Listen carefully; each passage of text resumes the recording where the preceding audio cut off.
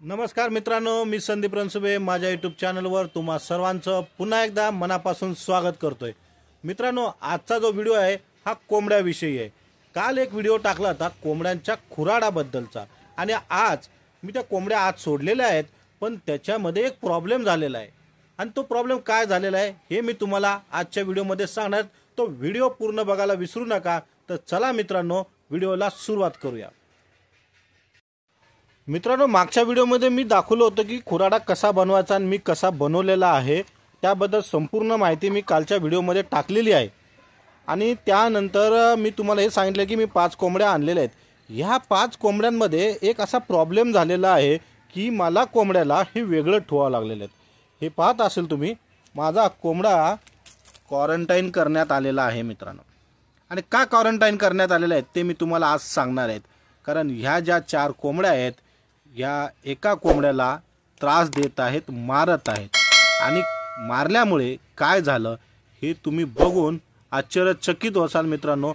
एवढा गावरान असलेला कोंबडा सुद्धा या कोंबड्यांसमोर हार मानलेली आहे आणि त्याला काय झालेलं आहे माहिती आहे का?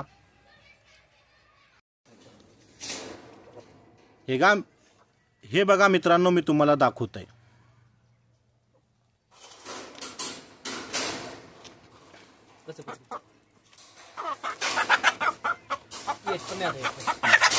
गावरान कोंबडा हाताला येणे खूप अवघड गोष्ट आहे मित्रांनो, आणि तरी हा बंदिस्त आहे।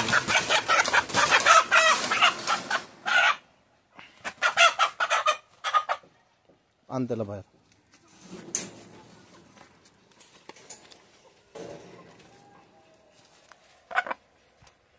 मित्रांनो, हे पहा, बांधा का केस काढ।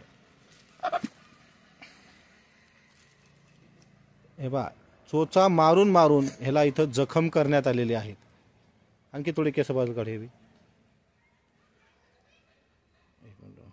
बा, त्याच्या मानेवरचे केस हे चोचीनं काढून उपटून टाकण्यात आलेले आहेत। त्याच्यामुळे तिथली जी जागा आहे तिथल्या जागेवरचे केस हे निघून गेलेले आहेत आणि तिकडच्या मानेवरती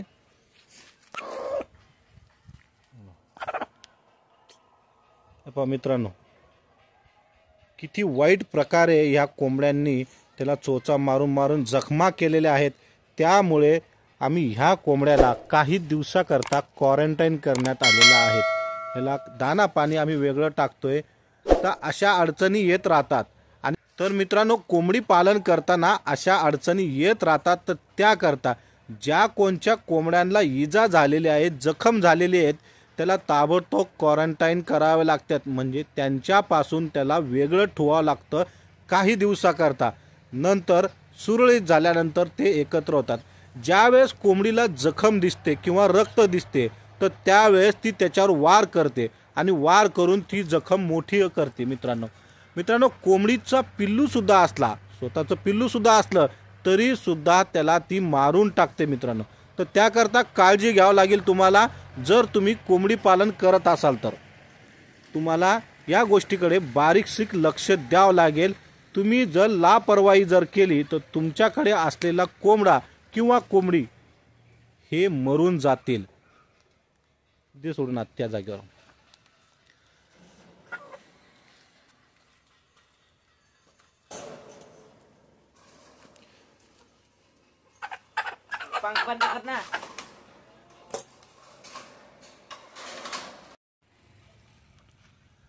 तर मित्रांनो, ह्या कोंबड्याला मी का क्वारंटाईन केलं ही संपूर्ण माहिती मी तुम्हाला आजच्या व्हिडिओमध्ये दिलेली आहे।